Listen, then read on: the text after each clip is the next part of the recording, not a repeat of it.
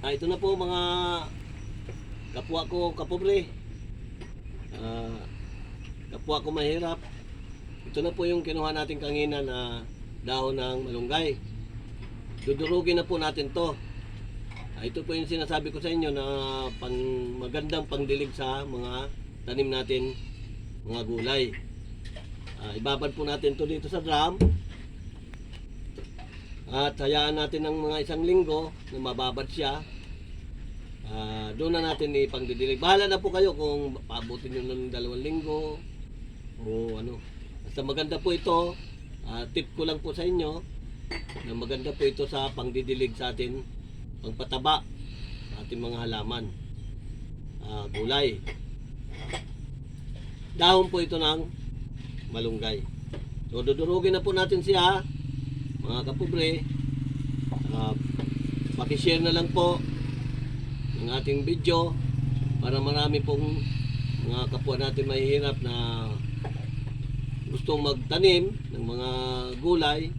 So malaking tulong po ito, mga kapobre. Turuan po natin sila ng magandang pamamaraan kung paano tumaba o maging malusog ang ating mga tanim ng mga halaman gulay. So umpisa na po natin, mga kapobre. So kung mayroon po kayong blender, mas mabilis po kung blender na natin gamitin. So nagtitipid po tayo. Wala pa naman po tayong pera pambili ng malaking blender. So at siyempre makaragdagan naman ng bayarin sa kuryente yon. So kaya naman po natin magdurog, tatarin lang po natin ng ganitong itak at durogin at ilagay po natin sa drum. So panoorin nyo po, mga kapobre, aking gagawin. Ito po ay pamamaraan ko at sinishare ko rin po sa inyo ang aking pamamaraan para sa ating mga tanim na mga gulay. So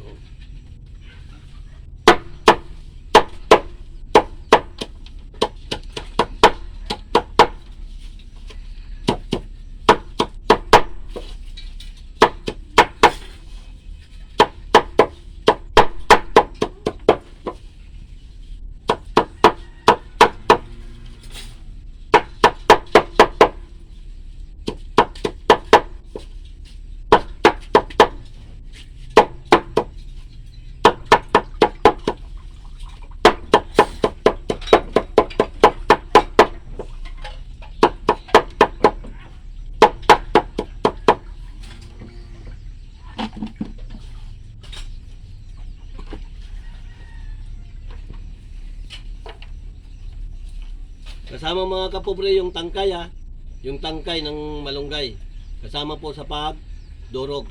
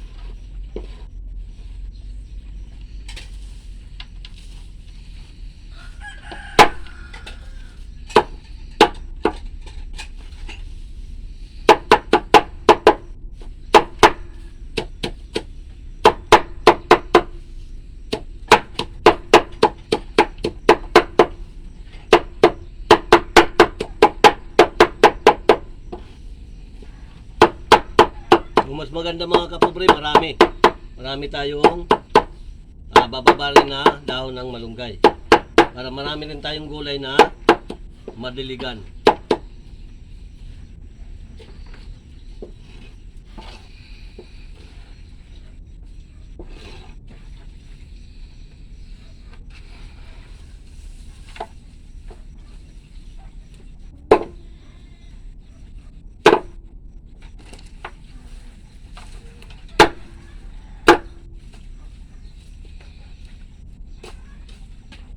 Tangkay po, sinasabi ko po, mga kapobre, tangkay, hindi yung katawan. At saka dahon mismo niya ng malunggay. Kasi mahirap na tadtarin po yung sanga. Tangkay lang po, tangkay.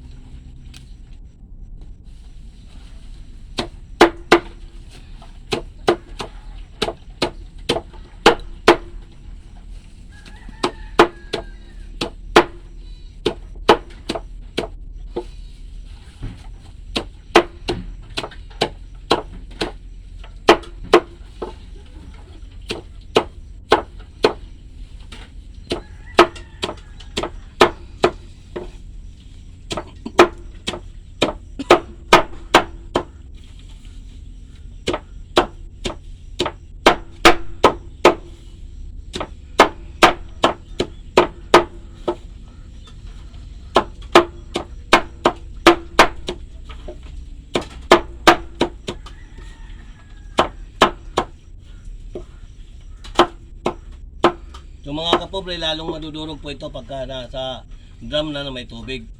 So lalo po ito siyang madudurog. At yung tubig natin magiging kulay green po.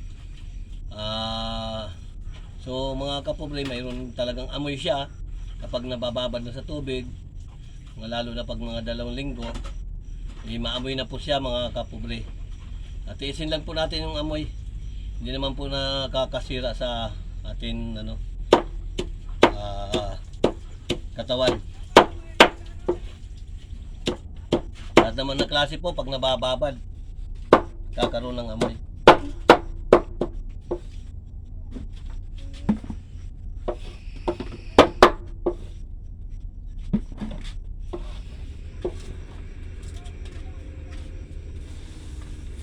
So, marami-rami po ito mga kapobre na atin dudurogin.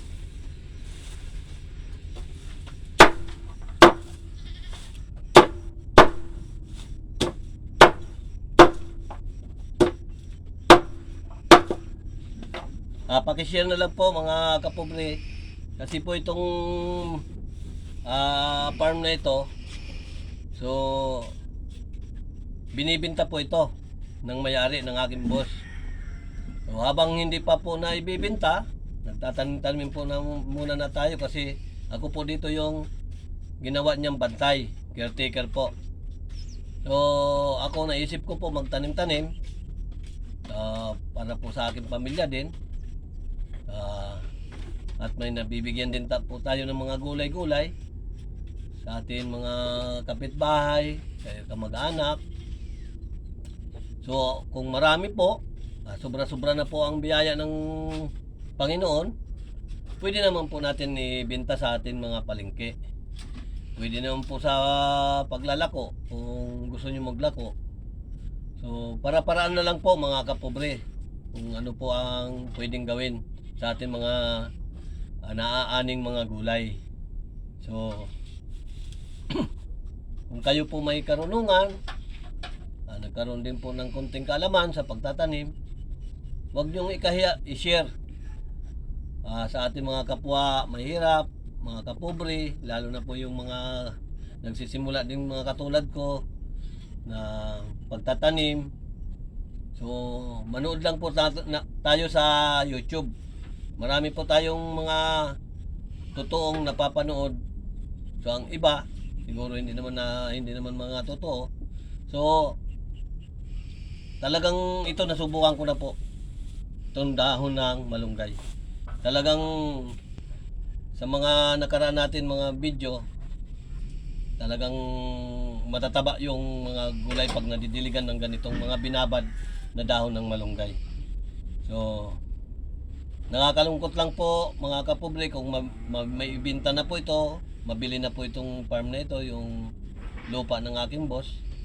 So panibago naman po tayong maghahanap sa ating mga maawain na katulad ng boss ko, na binigyan po ako ng pagkakataon na magbantay dito sa lupa niya. At ako gumagawa naman po ng paraan para hindi magutom ang ating pamilya. So kanya-kanyang pamamaraan po mga kapobre para hindi po tayo magutom. Parang tulong na rin po natin sa ating mga mamamayan Pilipino na dapat po tayo magtanim para hindi naman po tayo gaano mahirapan at karagdagan po ng mga gulay natin sa palengke na tulad ng sinasabi po ni Pangulong BBM na dapat tayo mga Pilipino magtulungan para maging solusyon sa maging may balik sa murang mga bilihin na natin mga gulay, kung ano-ano pa mga kapobre. So hanggang dito na lang po mga kapobre ang ating video. Paki-share na lang po at paki-comment kung ano po ang ating magagawa na tulong para sa ating mga kapwa mahihirap, mga kapobre. So, magtulungan po tayo. Share lang po ng ating mga konting kaalaman mga kapobre. So, bye-bye. God bless.